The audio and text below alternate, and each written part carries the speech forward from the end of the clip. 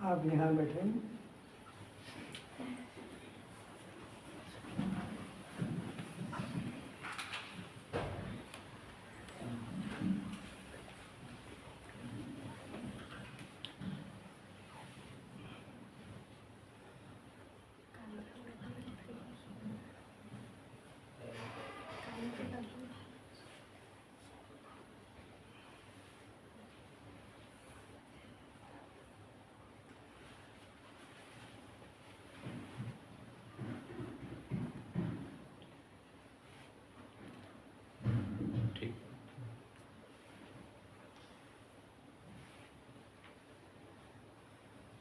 श्रोताओं के रूप में उपस्थित सभी दिव्य पुण्यात्माओं के चरणों में मेरा प्रणाम।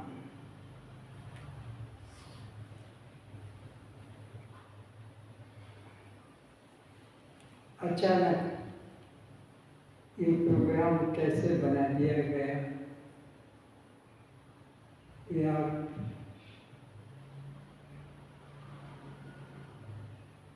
आश्चर्य कर रहे होंगे। मुझे भी आश्चर्य हो रहा है कि कैसे एक प्रोग्राम के ऊपर कर दिया। अनादिकाल से संसार का प्रत्येक प्राणी अपने वास्तविक स्वरूप को, जिसको हम तोता रटन की तरह रटे हुए हैं, कस्तम आप जड़ हैं, दृश्य हैं, अनात्मा है, शव है, पर प्रकाश है, बद्ध है, तो फिर ये जन्म मरण किसको? भूख प्यास किसको? सुख दुख किसको? और बंध मोक्ष किसको? तो फिर कस्तम। पर ये वास्तविक रूप में पहचान अपनी नहीं की है। शब्दों के द्वारा तो हमने अपने आप को इस तरह से तैयार कर लिया है। अगर बीच में मैं कह दूं शव कौन, तो आप अपने को शिव कह देंगे। आप जड़ हैं, आप स्वयं प्रकाश है। मैं उधर से भी पूछता हूँ ताकि लोग जो ऐसे रटे हुए हैं तो बोले नहीं हम तो जड़ हैं, चैतन्य के बजाय जड़ बोले। तो ये जो बाहर से शब्द कोई रिटर्न कर ली, इससे कल्याण का किंचित भी संबंध नहीं। ये तो ऐसी कथन है जैसे तोते को सिखा दिया गया, बैरिया आएगा, जाल बिछाएगा, दाने डालेगा, मैं खाकर उड़ जाऊंगा, फंसूंगा नहीं। सिखा दिया गुरु जी को कि देखो मैंने तोते को ऐसे सिखा दिया है। बहुत अच्छी बात है, चलो आओ जंगल चलते हैं। तोते को ले लिया और वहाँ जाकर दाने डाले और पक्षी उड़ के आए। ये गुरु का चेला जो रट के बैठा था घर में सिखा दिया था, वो खट से आया और वहाँ बैठ गया, खाने लगा। तो बोल क्या रहा है, बैरिया आएगा, जाल बिछाएगा, दाने डालेगा और मैं फंसूंगा नहीं, खाकर उड़ जाऊंगा। तो देखा क्या कि जाल बिछा दिया है, दाने डाल दिए गए हैं, पक्षी आके खा रहे हैं और वो वही है। बैरिए ने उसको पकड़ लिया और पिंजरे में डाल दिया। तो बोलना और बात है, बोल रहा है कि मैं खाकर उड़ जाऊंगा, बंधूंगा नहीं, और जबकि वो बंधन को पा गया। हम भी इसी प्रकार बात बात में सोचो, दिन भर में तुम्हारी कितने समय देह के साथ में भाव जुड़ता है और कितने समय तक तुम्हारा स्वरूप के साथ में भाव होता है। तो शायद एक दो बार इसमें आ जाए, ये भी बड़ी पुण्य की बात है। नहीं तो के रटन की तरह जब इस सत्संग के क्षेत्र से उड़ जाओगे और घर में, परिवार में, व्यवहार में, तो वही आपका चाहिए। तो अपने वास्तविक स्वरूप को न जानने के कारण ही यह जीवात्मा आज से नहीं, 150 साल से नहीं, 1-2 जन्म से नहीं, अनंत अनंत में फिर अनंत युगों से, जन्मों से नहीं, युगों से। ये जन्म तो एक बदल जाता है शरीर, एक नहीं, युगों से। ये देवी जी शीघ्र बता देती होगी कि कितने करोड़ का, कितने युगों का एक होता होगा कल्प, मुझे तो ये अकल नहीं मालूम, लेकिन बता रहा हूँ कि अनंत अनंत अनंत में फिर अनंत युगों के ये जीवात्मा चला आ रहा है, जो अभी अपने को 50 साल, 60 साल, 40 साल, 80 साल का जो, ये तो एक दिन की बात नहीं, एक सेकंड, उसके अंदर में ये एक जीवन, एक सेकंड भी नहीं कहा जा सकता, इतना लंबा पीरियड है। तो तब से अनादि काल से ये जीवात्मा अपने को देह मानता हुआ, कर्ता भोक्ता मानता हुआ, नाम जाति वाला मानता हुआ, आश्रम मानता हुआ चला रहा है। कोई पुण्य के, कोई ईश्वर की दया से मानव जीवन मिल जाता है, उसमें फिर संसार का कोई कष्ट इसको छू जाता है, कोई भयानक, तब उससे हटकर इस जिज्ञासा में आता है कि मैं इस कष्ट से छूटूं। तब कोई गुरु की कृपा हो जाए, दया हो जाए, गुरु मिल जाए, तो इसको उसके स्वरूप का बोध कराता है कि तू यह शरीर नहीं है, तू जो अपने को मान रहा है कि मैं किसी का पिता हूँ, किसी की माता हूँ, किसी का भाई हूँ, किसी की बहन हूँ, किसी का क्या साला बहनोई, और भी कई उपाधि बता, ये तू नहीं। तो जिसके साथ तूने रा जोड़ा है, जिसके साथ तूने री जोड़ा है, जिसके अरे जोड़ा है, यही तेरे मौत का, बंधन का, दुख का कारण है। और हमारा जीवन सब समय इसी, या तो किसी से रा जोड़कर बैठ गए, किसी से री जोड़कर बैठ गए, और किसी से रे जोड़कर बैठ गए। अभी हम कितना यहाँ बैठे हैं, और बताओ तुम्हारे कौन कौन से रा है, जल्दी बोलो, किस किस से रा जोड़ा है? मेरी बेटी, री आ गई, री मत करो, तो रा मेरा मकान, मेरा बेटा, मेरा भाई, मेरा पति, मेरा क्या क्या बोलो, मेरा परिवार, मेरा हाथ, मेरा पैर, अभी उत्तर मत दो, अभी तो अपनी मूर्खता प्रकट करो कि मेरा हाथ, मेरा सर, मेरा जोड़, मेरा परिवार, और भी इसी प्रकार।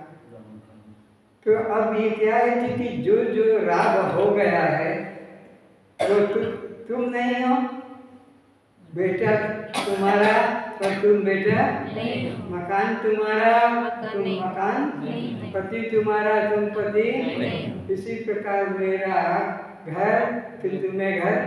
तो एक तो ये यहाँ से निकाल के फेंक दो, जला दो इसको विवेक अग्नि में, कि जिस जिसको मैंने मेरा कहा वो मैं कभी नहीं हो सकता, कभी नहीं हो सकता। साक्षात चार भुजा वाला खड़ा हो जाए तो भी वो मेरा ही होगा, तो मैं उससे अलग ही हो जाऊंगा।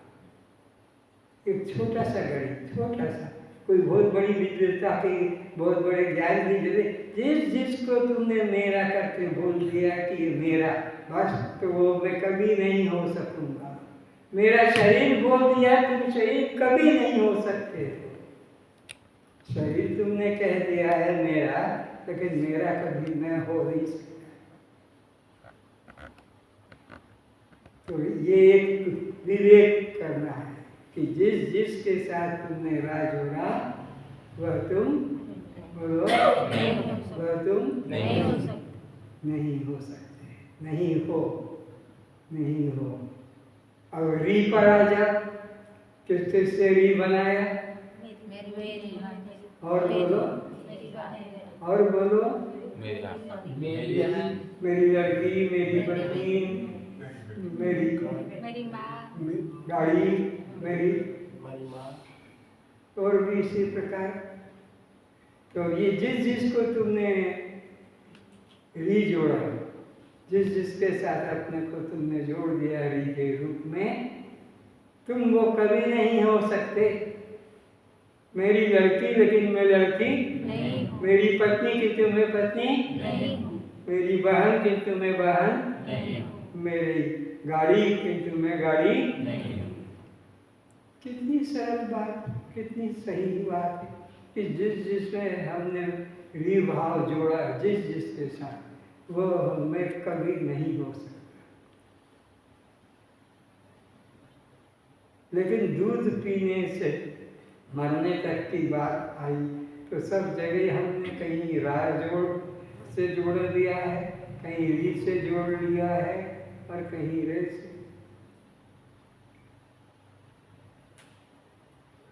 इसमें कौन बड़ी बुद्धिमानी की जरूरत है?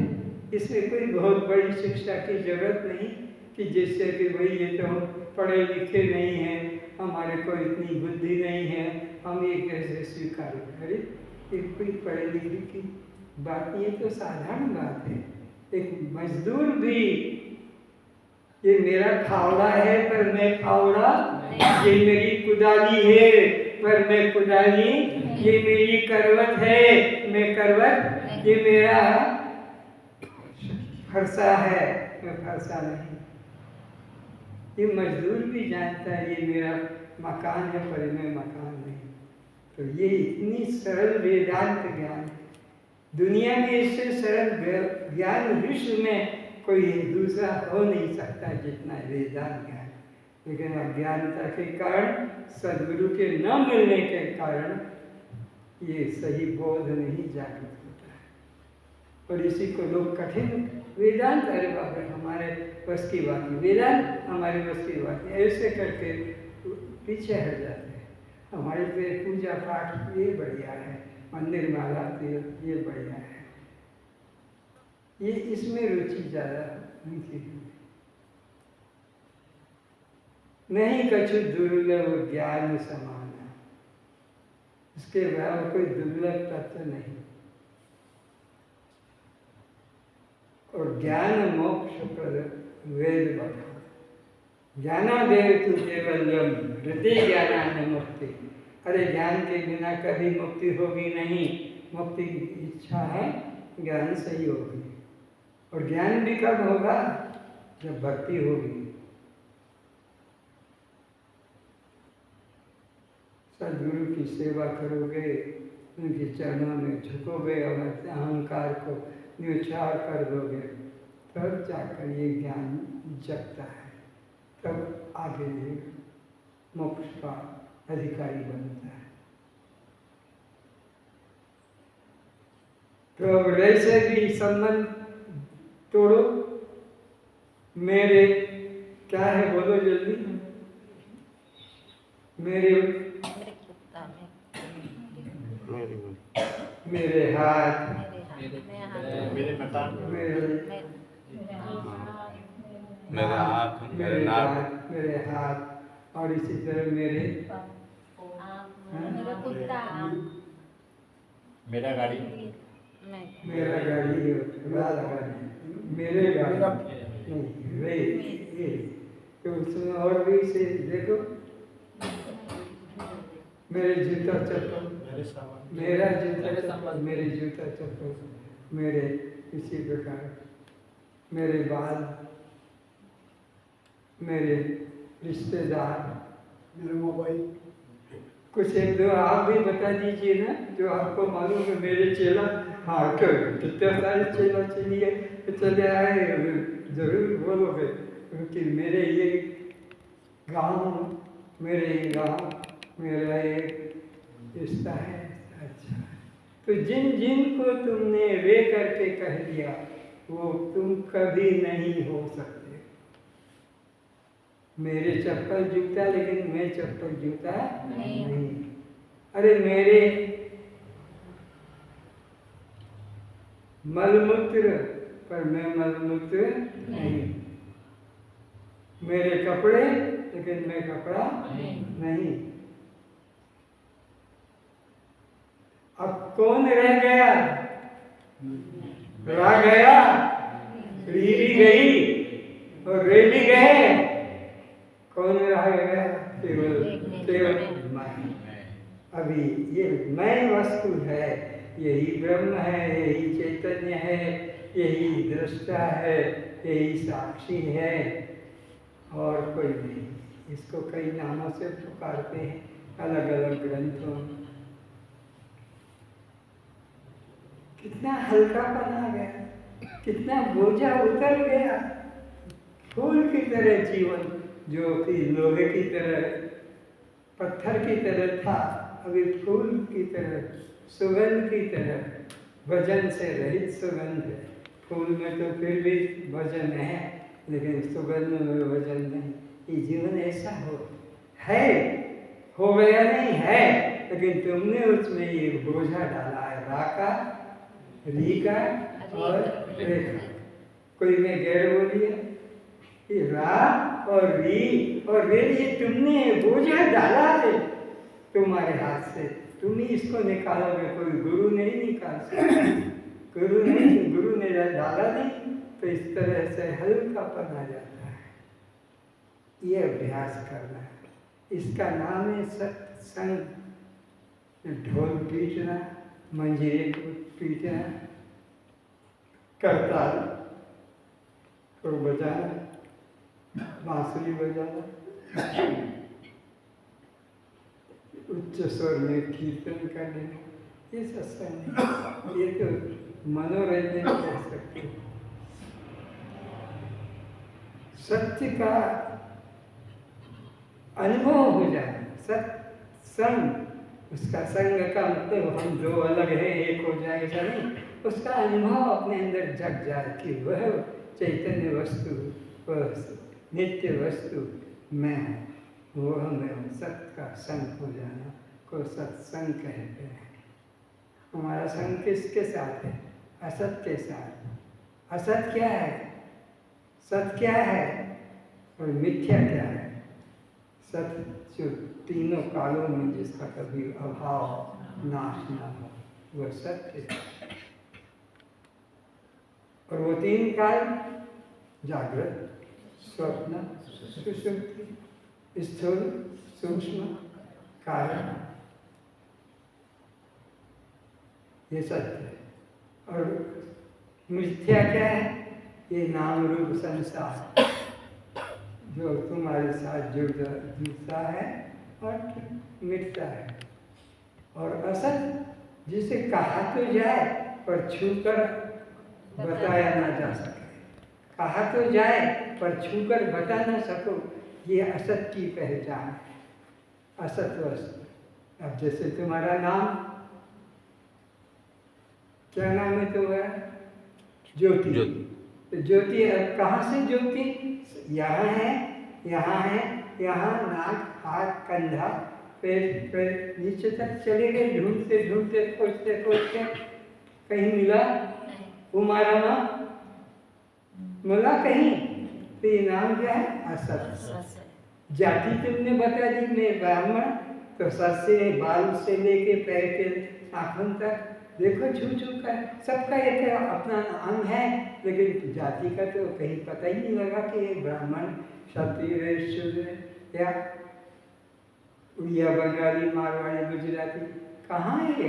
एक पता ही नहीं। तो असत की तो मोटी पहचान यही कहा जाए, पर जैसे छू कर बताया न जा सके उसे असत कहते हैं। तो ये तुम असत को ही मैं मानकर और घमंड कर रहे हो। मैं इंजीनियर, मैं डायरेक्टर, मैं मास्टर, मैं इत्यादि। तो इस तरह से अपने अंदर ये सत, असत और मिथ्या का भेद जान लिया कि असत वह है जो कहा जाए और छूकर बताया न जा सके, मिथ्या वह जो कि व्यवहार में आता है और वह भी बिगड़ जाता है, टूट जाता है, सदा रहता नहीं है। थोड़ी देर के लिए आया, बचपन आया गया, किशोर आया गया, युवा हुआ गया, प्रौढ़ हुआ गया और बूढ़ा हुआ गया और फिर जन्म। एक क्रम चलता रहता है। लेकिन मिथ्या वस्तु भी सदा नहीं, सत्य वस्तु तो केवल एकमात्र मैं का कभी परिवर्तन होता ही नहीं। लाख प्रयत्न करो, मैं छूटता भी नहीं। तो सत्य का संग ही सत्संग हुआ। ये जाति का संग, नाम का संग, रूप का संग, ये क्रिया का संग नहीं। ये जीवात्मा के 6 जगह हैं। स्थान कहाँ है, वाचा क्या है, इसका भोग क्या है, इसका गुण क्या है, क्रिया क्या है और अभिमान क्या है। ये 6 चीजें हैं जीव के साथ। लेकिन एक भी सत्य नहीं, सब असत्य है, सब असत्य है। जीव जागृत में कहाँ रहता है, जीव स्वप्न में कहाँ रहता है, जीव सुषुप्ति में कहाँ रहता है। तो जीव जागृत में का स्थान है नेत्र, यहाँ से सब काम चलता है नेत्र से। अंधा आदमी नहीं है, वो भी जिंदा, लेकिन उसका संसार आँख से नहीं होगा, क्योंकि आँख नहीं है। वाचा क्या है, ये जो बोलते हैं बाहर फैलती है। 4 रूप है, परा, पश्चंती, मध्यमा और वैकृत वर्ण। हम बोलते हैं, हमारी वाणी बाहर बिखरती निकलती है, इसको वाणी। तो जागृत में नेत्र का स्थान और जीव का यह वाचा होती है वैकृत। तो इसका भोग क्या है। अभी भाई आए हैं जो संबलपुर से, बढ़िया लड्डू लाए हैं, देख के मुँह में पानी आ जाएगा। हाँ, तो कल वो भाई क्या कौन सा लाया था वो,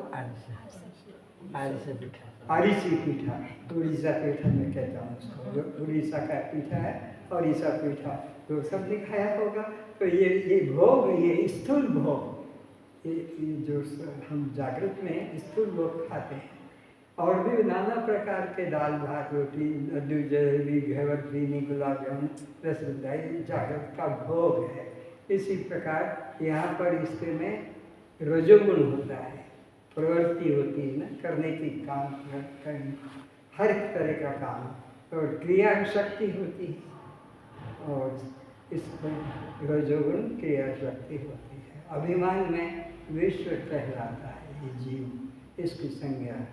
इसी तरह स्वप्न में जब जाता है ये जीव, तो फिर इसकी जो है जगह बदल जाती है, कंठ में आ जाता है, और कंठ से फिर आगे बढ़ता है खाना पीना। वो तो जागृत वाला तो लड्डू जलेबी वहाँ नहीं मिलेगा, लेकिन वासना में सूक्ष्म भोग, जैसे इसकी वासना होती है वैसा ये फिर भोग, वो भी कल्पित है। वस्तुतः उसका ना मल बनेगा, ना उसका कुछ पानी पी लिया तुमने तो उसका मूत्र भी नहीं, वो कल्पना मात्र है। तो जागृत का स्वप्न का अब इस अंतर देखते जाना, यहाँ इस वासना में भोग है। और इसके पास में शक्ति ज्ञान शक्ति है, ज्ञान होता है वहाँ पर, क्रिया नहीं होती है। और वहाँ पर इसके पास सत्व गुण होता है, क्योंकि उसमें ज्ञान होता है, बस क्रिया नहीं। और वहाँ का अभिमानी जीव तेजस कहलाता है। और इसी प्रकार आगे बढ़ता है तो फिर सुषुप्ति में चला जाता है। तो जागृत में तो नेत्र है, स्वप्न में जो है कंठ है, और सुषुप्ति में हृदय में आ जाता है जीव, हृदय से में सब होता है। और फिर आगे बढ़ता है तो आनंद का भोग होता है, गहरी निद्रा में अज्ञान आनंद होता है। और इसी तरह वहाँ के अवस्था में द्रव्य शक्ति होती है और तमोगुण रहता है, और वहाँ पर अज्ञानी प्राज्ञ कहलाता है। तो ये सारे के सारे जीव के हैं, ठीक है ना। एक भी सत्य नहीं है, कुछ भी इसमें सत्य नहीं। सत्य तो केवल जिसने जगत को देखा, जिसने स्वप्न को देखा और जिसने सुषुप्ति को देखा, जो जागृत से, स्वप्न से, सुषुप्ति तीनों से अलग, तीनों का प्रकाशक ऊपर से देख रहा है, सबको देख रहा है, वो तुम्हारा असली स्वरूप है, ये तुम्हारा असली स्वरूप है। पर तुम किसको मान गए? ये आँख वाले को, कंठ वाले को, हृदय वाले को, या स्थूल भोग वाले को, सूक्ष्म वासनामय भोग और आनंदमय, वो जो आनंदमय कोश जिसकी चर्चा देवी जी रोज समझा रहे हैं, आज भी वही समझाएंगे। इस तरह से वो आनंदमय कोश से भी तुम अलग हो। विज्ञान में अन्नमय कोश, प्राणमय कोश, मनोमय कोश, विज्ञानमय कोश, और ये आनंदमय कोश से भी रहित है। केवल ज्ञान स्वरूप चैतन्य आत्मा अपने को अनुभव करोगे तो इस तरह से तुम केवल देखने वाले, जानने वाले चैतन्य आत्मा हो। इसमें अपने को रुकना है, इसमें टिकना है, ये अपना असली स्वरूप है। इसमें कोई प्रकार का भोग, क्रिया, गुण नहीं, गुणातीत, भावातीत, सबसे अतीत है। अब इसी प्रकार अपने को त्रिपुटी से अलग जानना है, व्यवहारिक। अब जागृत की ये बात करेंगे, ये तो एक तरफ कर दो इस विषय को। अब हम जागृत के अंदर 14 त्रिपुटियों का व्यवहार करते हैं। त्रिपुटी किसे कहते हैं? अध्यात्म, अधिदेव और अधिभूत के योग को त्रिपुटी कहते हैं। अध्यात्म, इंद्रियां, अधिदेव उनके देवता, और अधिभूत उनके ग्रहण करने वाले विषय, तीन के योग को त्रिपुटी कहते हैं। इस तरह हमारे अंदर इन जीव के लिए 14 त्रिपुटी का व्यवहार होता है। 14 कौन कौन से 14 है? एक तो मन, बुद्धि, चित्त, अहंकार, ये 4 अंतःकरण की त्रिपुटियाँ हैं। और दूसरी 5 ज्ञानेन्द्रियाँ, श्रोत्र, त्वचा, चक्षु, जिह्वा और घ्राण की त्रिपुटियाँ हैं। और फिर तीसरी कर्म की, वाक्, पाणी, पाद, लिंग और भुजा, ये कर्म की त्रिपुटियाँ। इस तरह से 14 त्रिपुटियाँ होती है। तो एक एक त्रिपुटी को समझे। मन का देवता चंद्रमा है और उसका काम संकल्प विकल्प, ये मन की एक त्रिपुटी हो गई। बुद्धि का देवता ब्रह्मा है और उसका निश्चय करने वाला एक त्रिपुटी है, अलग हो। ये रोज आपको देवी जी समझा रही है मन और बुद्धि त्रिपुटियों को। और इसी प्रकार तीसरा त्रिपुटी है आपका चित्त का, इसका देवता जो है वासुदेव है और उसका काम है चिंतन करना। और अहंकार का देवता रुद्र या शंकर है और उसका काम है अहंपना, मैं भाव, अहंकार। ये 14 त्रिपुटियाँ। तो पहले इन पर विचार कि ये और तुम्हारा क्या संबंध है। तो ये मन चंद्रमा देवता वाला ये संकल्प विकल्प करता है, उसे भी तुम जानते हो। ये संकल्प विकल्प तुम्हारा धर्म नहीं है, तुम तो इसको जानने वाले हो कि ये संकल्प और ये विकल्प ये इनका धर्म है।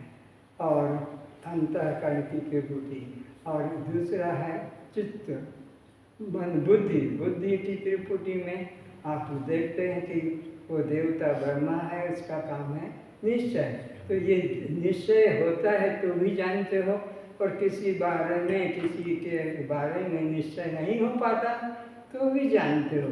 तुम बुद्धि नहीं, निश्चय करना भी तुम्हारा काम नहीं, तुम तो उसके गवाह कह दो, साक्षी कह दो, जानने वाले मात्र हो कि ये ठीक है और यह गलत है। तो ये भी तुम नहीं हो। हटाते जाओ अपने को, मन से हटा लो, बुद्धि से भी हटा लो। ये मनन करना भी तुम्हारा काम नहीं कि निश्चय करना भी तुम्हारा काम नहीं, ये इनका काम है। और इसके चित्त के द्वारा इसका देवता वसुदेव, और वो काम क्या करता है, चिंतन करने का। जैसे कहा है ना, श्रवणम तु पूर्व गुरु मननम तदंतरम निधिध्यासनम पूर्ण बोध से कारणम। तो तू जो है यह चिंतन करना भी तेरा धर्म, ये चिंतन करना भी तेरा काम नहीं है।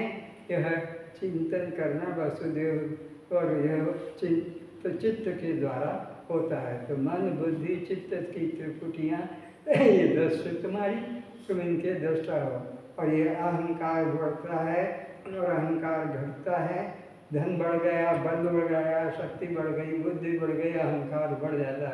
मेरे जैसा कोई नहीं, मेरा जैसा कोई नहीं। और कुछ गलत काम आपके लड़के ने कर दिया, आपकी पत्नी ने कर दिया, आपके पति ने कुछ गलत काम कर दिया, तो कहते हैं इसके कारण मेरा सब अहंकार चूर चूर हो गया, सब इसके कारण मेरा नाम मट्टिया मेट हो गया। तो ये भी तुम जानते हो कि बड़ा है अहंकार तो भी जाना, और टूट गया तो भी जाना। ठीक है ना? इस तरह से अहंकार के चारों अंतःकरण के दृश्य, अंतःकरण दृश्य बन गया, और तुम इससे अलग, इसके दृष्टा साक्षी मात्र। अब हम विचार करेंगे 5 ज्ञानेंद्रियों का, श्रोत्र, त्वचा, चक्षु, जिह्वा और घ्राण। श्रोत्र यानी कान को कहते हैं श्रोत्र, सुनने वाला। तो श्रोत्र उसका देवता दिक्पाल है, और उसका काम है शब्द को ग्रहण करना। इसी के बाद में त्वचा का काम है यह स्पर्श करना, और इसका देवता है वायु, और ये दृश्य है। और इसी प्रकार से तीसरी त्रिपुटी आती है सूर्य की, चक्षु, सूर्य और रूप देखना। और चौथी त्रिपुटी आती है जिह्वा, उसका देवता वरुण, और उसका काम है अपना यह चिंतन के बाद में यह स्वाद लेने का काम, स्वाद आना। ये इस त्रिपुटी का काम है रसना का। और ये गंध लेना, यह आ गया, इसका अश्वनी कुमार देवता हो गया, और इसका काम है गंध। तो अब एक एक त्रिपुटी पर विचार करो कि श्रोत्र ठीक सुनता है तो जानते हैं, कम सुनाई पड़ता है तो डॉक्टर के पास जाकर ट्रीटमेंट कराते हैं, मशीन लगवाते हैं, मेल सफा करवाते हैं। ये दृश्य, और तुम इसके लिए दृष्टा। ऐसे ही तुम आ गए त्वचा पर, इस पर ठीक हो, गर्म ठंडा, मुलायम, खुरदुरा, रफ ऐसा मालूम पड़ता है, और वो चिकना हो गया, सफा हो गया, ये भी तुम्हें पता लगता है। इसी प्रकार यह ठीक दिखाई पड़ता है तो जानते हो, कम दिखाई पड़ता तो जानते हो, फिर डॉक्टर से नंबर का चश्मा लेते हो और अपनी आंखें ठीक कराते हो, ऑपरेशन कराते हो। तो वो भी तुम देखने वाले हो, जैसे शब्द को जानने वाले हो, इसको स्पर्श को जानने वाले हो, रूप को भी जानने वाले हो। देखना तुम्हारा काम नहीं, कि यह सुनना तुम्हारा काम नहीं, कि पकड़ना छोड़ना लेना देना तुम्हारा काम नहीं। और इसी प्रकार अपने जिह्वा के द्वारा कैसा है, खट्टा है, मीठा है, कड़वा है, कम नमक मिर्च मसाला है, ज़्यादा मिर्च मसाला है, स्वाद अच्छा नहीं है, स्वाद बिगड़ गया। आज का तो बहुत बढ़िया उड़ीसा पीठा, आज तो फिर संबलपुर लड्डू बढ़िया आया है। तो ये सब स्वाद लेने का है, ये इनका धर्म है जिह्वा का, त्रिपुटी देवता के द्वारा। लेकिन तुम ये स्वाद लेने वाले धर्म नहीं हो कि कम ज़्यादा का बता दे, जो अच्छा लगा कि बुरा लगा, यह धर्म इंद्रियों के विषय को तुम केवल देखने वाले जानने वाले हो। और यह गंध की त्रिपुटी नासिका गंध उसका शनि कुमार देवता और उसका काम है गंध। ज़्यादा दुर्गंध आती है तो और एक गो के पानी दे दो, दुर्गंध जो आ गया उसको भी तुमने बता दिया, सुगंध आया उसको भी तुमने बता दिया। तुम ये काम तुम्हारा नहीं, तुम तो बताने वाले हो। तो इस तरह से पांचों ज्ञानेंद्रियाँ भी तुम नहीं हो। और अब आता है पांचों कर्मेंद्रियों के ऊपर विचार करते। तुम अंतःकरण के भी दृष्टा साक्षी, पांचों ज्ञानेंद्रियों के भी दृष्टा साक्षी, और उससे नीचे कर्मेंद्रियों पे आ जाओ। तो कर्मेंद्रिय के अंदर वाक का काम है बोलना, वाक है बोलना। इसका देवता है अग्नि। तो ये वाक, अग्नि और बोलना एक त्रिपुटी हो गई। दूसरी त्रिपुटी है पानी यानी हाथ, और देवता उसका जो है ज्ञान, इंद्र। ये क्लियर नहीं है। दूसरा हुआ वाक, पानी, काल। तो ये वाक हो गया छूने वाला, पायुपस्थ, पकड़ने वाला। पायुपस्थ, पायुपस्थ। वो उपस्थ बुधा तो नीचे जाएंगे। अभी ये जो 30 वायु हो गया। पहले है वाक, वाक यानी बोलना, और देवता है अग्नि। तुम न वाक हो, न अग्नि हो, और न ये उच्चारण हो। तुम इसको जानने वाले हो। कैसे समझो, इसका दृष्टांत देता हूँ कि एक बहू बनकर किसी घर में आई है और उसकी सास ने कहा जा कुएं से पानी लेके आ। वो गई और अपना पानी के लिए बाल्टी कुएं में डाला रस्सी के द्वारा, और फिर खींचने लगी तो उसकी जो गर्दन के अंदर चेन थी वो हाथ में उलझ के टूट कर पानी में गिर गई। और वो घबरा गई। शादी होकर आई, सास ने भेजा चेन सोने की 2 तोले की है, अब तो डांट पड़ेगी कि मार पड़ेगी। तो रो रही है। तो उधर से निकला निरंजन, पूछा क्यों बहन क्या बात है? बोले भैया मेरे चेन कुएं में गिर गई है, मैं क्या करूं, घर कैसे जाऊं? बोले तू चिंता मत कर, मैं अभी देखता हूं। और ये गया कुएं के अंदर उतरा और पानी में डुबकी लगाई और सोचा इतने बाल्टियाँ इतने उसमें पड़े हैं मटका, कुएं में कितने गिर जाते हैं, कौन निकालता है? तो हाथ में आ गई चेन। अब मुझे खुशी हो रही है कि इसको दे दूंगा। तो लेकिन ऊपर अभी आने में कम से कम 5 सेकंड तो लगेंगे। एक पानी में से निकल के ऊपर आना में 15 फीट 20 फीट गहरा कुआं पानी में है। तो अब ऊपर आकर कह लो ये तुम्हारी चेन मिल गई, ये तुम्हारी चेन मिल गई। ये यहाँ मिली थी कि नीचे तलेटी में, कुएं के तलेटी में? तो तूने भैया वहाँ बोल देता तो मेरे को 4 सेकंड 5 सेकंड दुख तो नहीं होता। तो वहाँ नहीं, क्यों नहीं बोला वहाँ? क्योंकि देव इसकी त्रिपुटी पूरी नहीं हो रही है। समझ रहे इस बात को? त्रिपुटी किससे हो गए? 3 अध्यात्म, अधिदेव और अधिभूत। देवता, इंद्रिय और उसका विषय। तो बोलने के लिए क्या चाहिए? देवता कौन है? वाक का देवता अग्नि, वाक का देवता अग्नि। तब वो उच्चारण होता। डूबा कहाँ? वो पानी में। पानी में डूबा है तो वहाँ तो पानी का से विरोध है। बुड़ बुड़ बुड़ बुड़ बुड़ बुड़ ऐसे विकट शब्द निकलेंगे, उच्चारण नहीं होगा। तो वो जब बाहर आया तो उसको वो देवता मिल जाने से वो बोल पाया। तो ये वाक देवता का, ये देवता अग्नि है और वो बोलता है। ऐसे ही पानी का देवता जो है यह हाथ है, और इसका काम है स्पर्श करना है। और फिर आता है यह लिंग का काम। इसका देवता है प्रजापति और संतान उत्पत्ति करना है या मैथुन करना, ये काम है।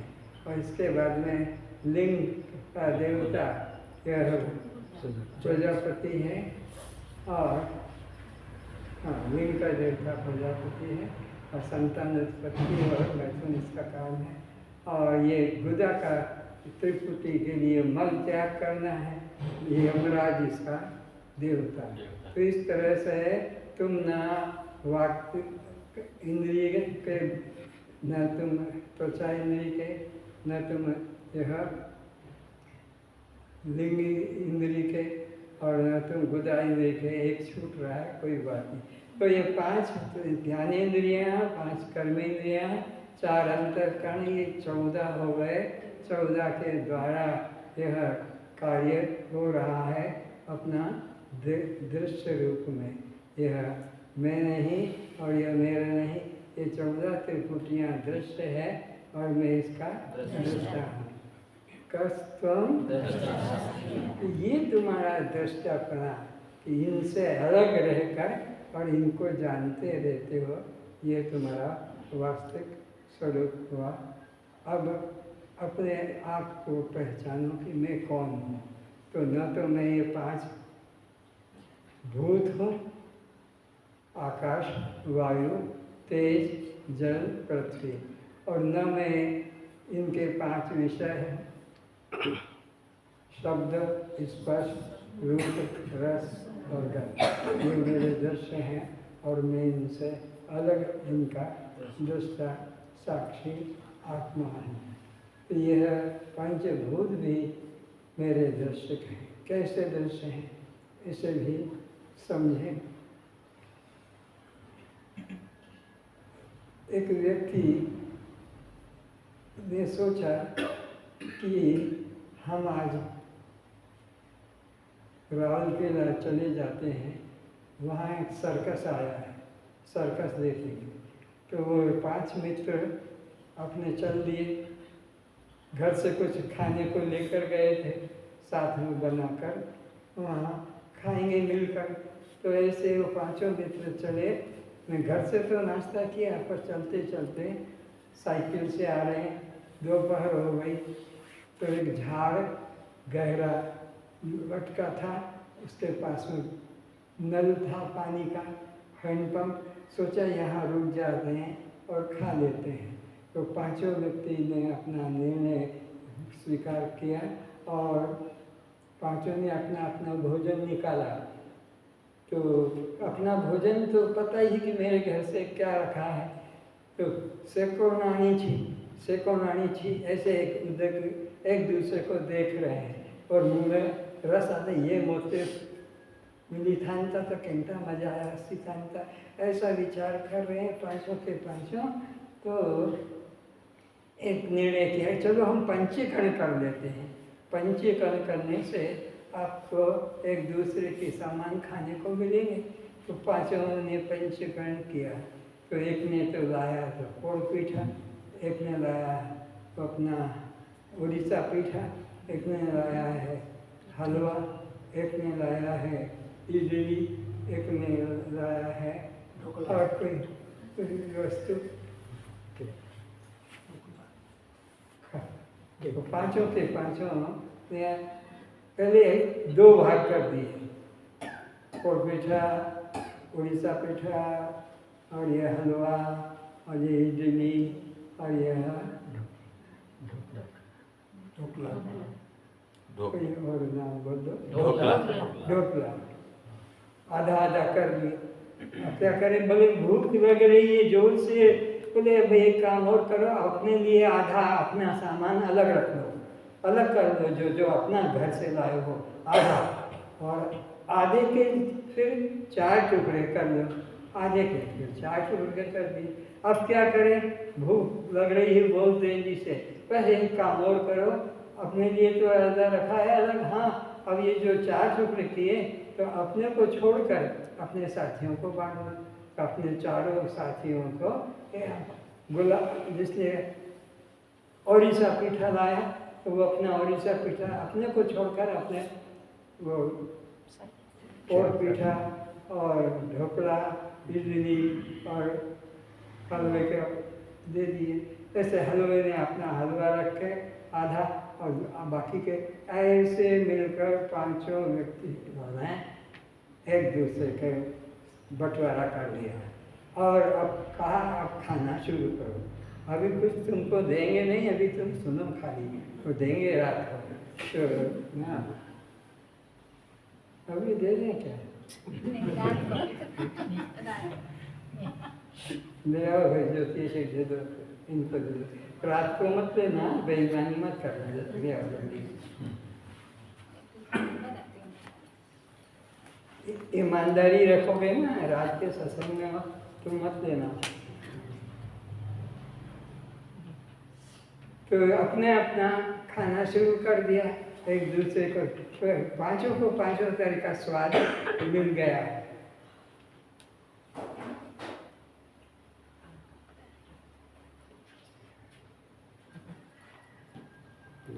देते जाओ। ये पंचीकरण का आदमी नहीं है।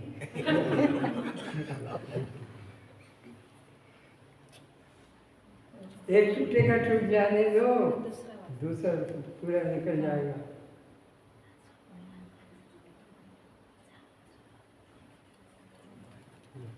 बाकी की बात करिए।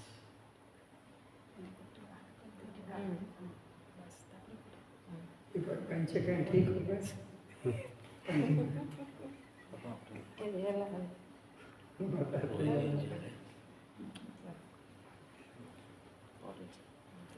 और पंचीकरण करते रहे, और पंचीकरण करते रहे बिल्कुल।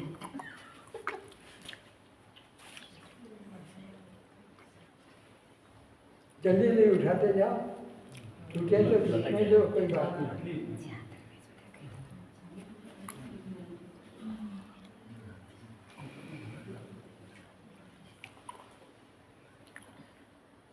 सुनते भी जाओ, नहीं पहले खत्म करो, नहीं तो तुम्हारा स्वाद में ही मन अटक जाएगा।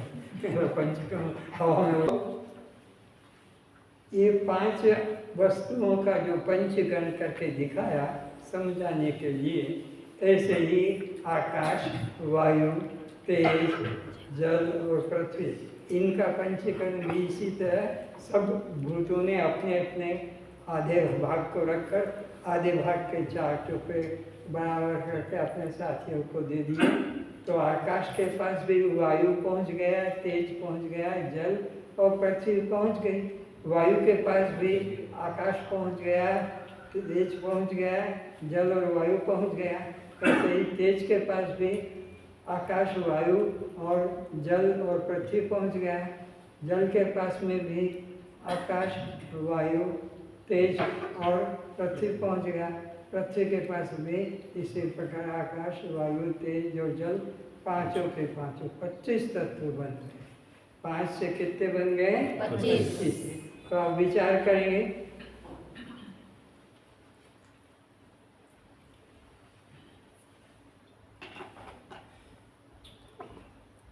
कुछ गड़बड़ हो रही, क्या बात है? पेपर पेपर पेपर कीड़े मकोड़े आ गए? नहीं, लड्डू का पेपर। अच्छा रखा। अच्छा, पेपर है। हाँ, तो एक दूसरे को बड़ा दे दो, पीछे डाल देंगे उसमें। तुम ही खड़े हो जाओ, बढ़ा देंगे।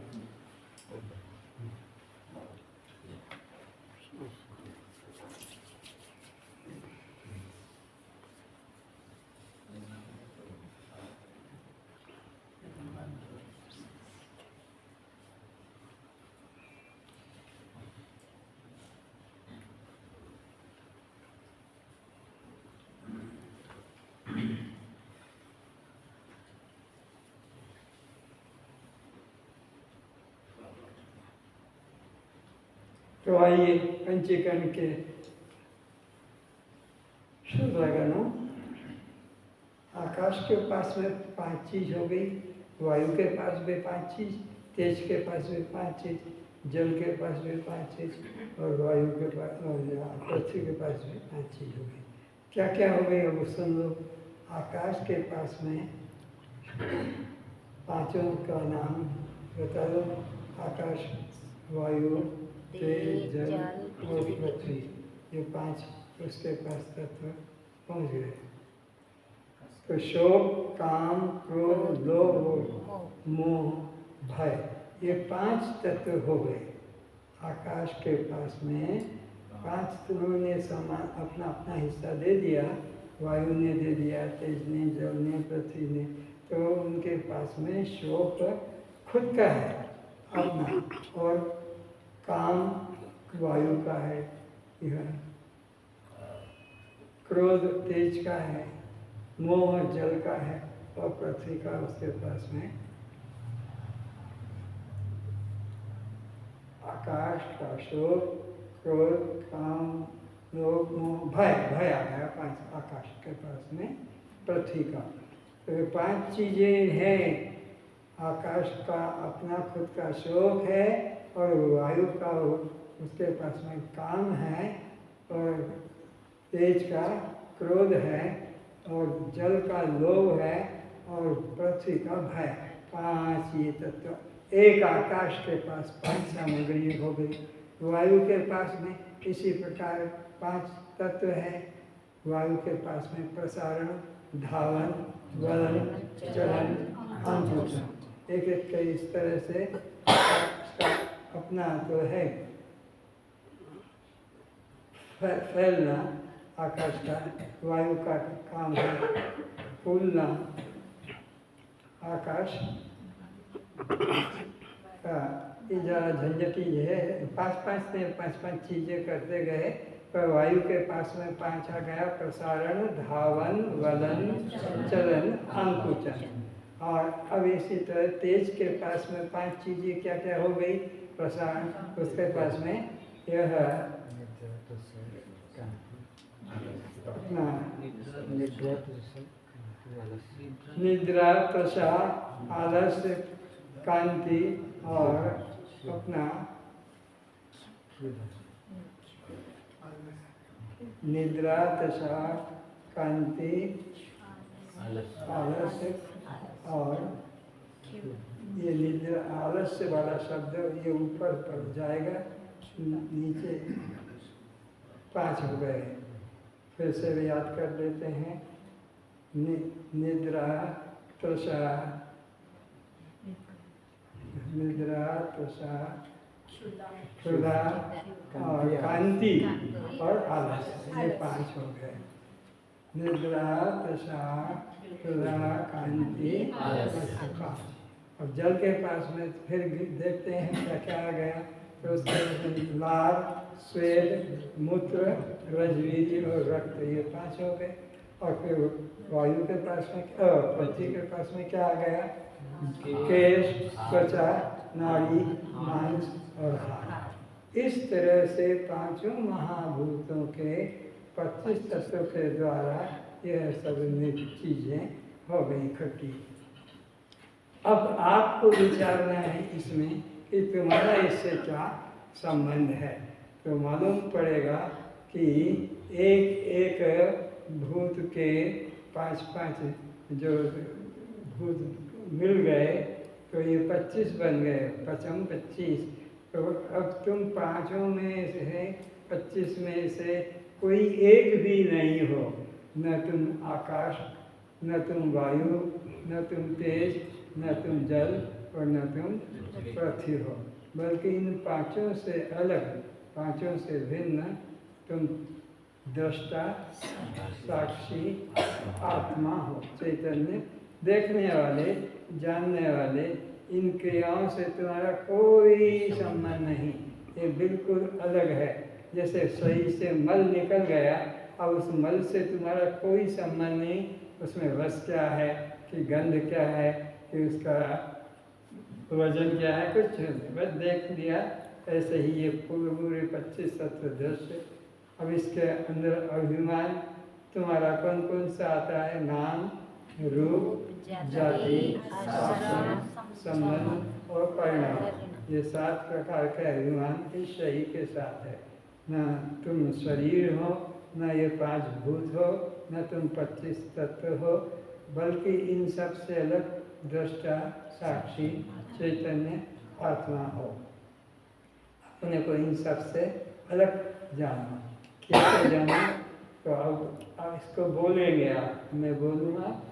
मनो बुद्धि अहंकार चित्तानि नाहं, मनो बुद्धि अहंकार चित्तानि नाहं, न च श्रोत्रजिह्वे न च घ्राणनेत्रे, न च श्रोत्रजिह्वे न च घ्राणनेत्रे, न च व्योम भूमि न तेजो न वायु, न च व्योम भूमि न तेजो न वायु, चिदानंद रूपः शिवोऽहं शिवोऽहं, चिदानंद रूपः शिवोऽहं शिवोऽहं, न मे प्राण संज्ञो न वै पंचवायु, न मे प्राण संज्ञो न मे पंचवायु, न वा सप्तधातु न वा पंचकोशा, न वा सप्तधातु न वा पंचकोशा, न वाक्पाणिपादं न चोपस्थपायु, न वा पाणिपादं न चोपस्थपायु, चिदानंद रूपः शिवोऽहं शिवोऽहं, चिदानंद रूपः शिवोऽहं शिवोऽहं, चिदानंद रूपः शिवोऽहं शिवोऽहं, चिदानंद रूपः शिवोऽहं शिवोऽहं, न मे राग द्वेषो न मे लोभ मोहो, न मे राग द्वेषो न मे लोभ मोहः, मदोनेव मैनेव आश्चर्य भावः, मदोनेव मेनेव आश्चर्य भावः, न धर्मो न चार्थो न कामो न मोक्षः, न धर्मो न चार्थो न कामो न मोक्षः, चिदानंद रूपः शिवोऽहं शिवोऽहं, चिदानंद रूपः शिवोऽहं शिवोऽहं, चिदानंद रूपः शिवोऽहं शिवोऽहं, चिदानंद रूपः शिवोऽहं शिवोऽहं, न पुण्यं न पापं न सौख्यं न दुःखं, न पुण्यं न पापं न सौख्यं न दुःखं, न मंत्रो न तीर्थ न वेदा न यज्ञ, न मन्त्रो न तीर्था न वेदा न यज्ञः, अहं भोजनं नैव भोज्यं न भोक्ता, अहं भोजनं नैव भोज्यं न भोक्ता,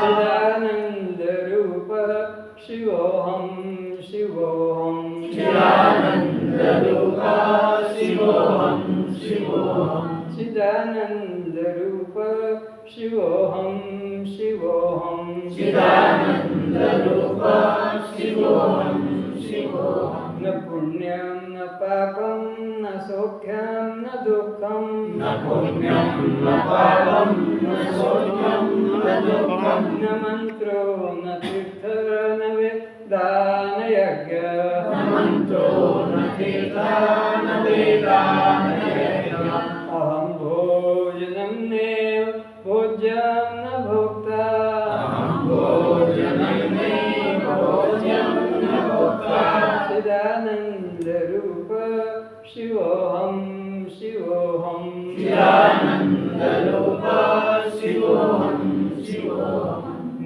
अहं निर्विकल्पो निराकार रूपो, अहं निर्विकल्पो निराकार रूपो, विभुव्याप्त सर्वत्र सर्वेन्द्रियाणां, विभुव्याप्त सर्वत्र सर्वेन्द्रियाणां, सदा मे समत्वं न मुक्ति न बन्धः, सदा मे समत्वं न मुक्ति न बन्धः, चिदानंद रूपः शिवोऽहं शिवोऽहं, चिदानंदरूप शिवोऽहं शिवोऽहम् नाहं मनुष्यो न च देवयक्षो न ब्राह्मण्य क्षत्रिय न वैश्य न शूद्र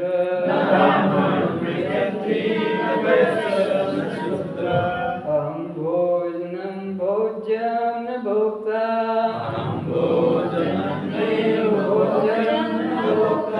चिदानन्दरूप शिवोऽहं शिवोऽहं चिदानंदरूप शिवोऽहं शिवोऽहम् चिदानन्दरूप शिवोऽहं शिवोऽहं चिदानंदरूप शिवोऽहं शिवोऽहम् कस्त्वं